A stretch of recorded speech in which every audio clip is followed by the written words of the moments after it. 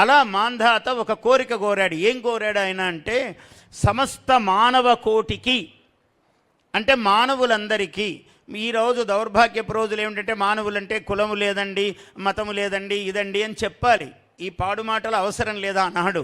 ఎందుకంటే మానవుల కంటే అందరికీ అని అర్థము, అది సాధారణమైన అర్థము. అట్లా మానవులందరికీ బొటనవ్రేలిలో అమృతము ఆవాహనమయ్యేటట్లు మీరు అనుగ్రహించాలి, నాకు ఇలాంటి వరం ఇవ్వాలని కోరాడు.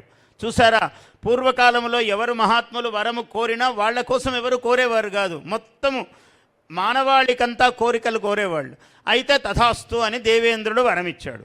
అందుకనే ఇప్పుడు పుట్టిన ప్రతి శిశువు నోట్లో వేలేసుకుంటుంది. దీనికి జాతి లేదు, మతము లేదు, దేశము లేదు, భాష లేదు.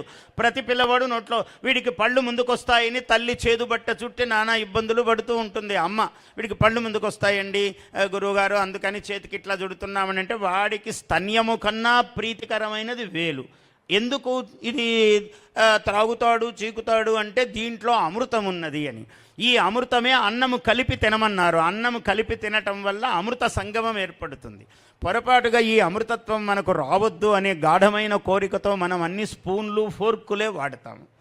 మనం అంత అంటే ప్రసాదము తిన్నా స్పూన్ వేసుకొని తింటాం. అంటే అక్కడ కూడా పొరపాటుగా మేలు జరగొద్దు మన శరీరానికి, అంటే అంత పట్టుదలగా ఉన్నాం మనం.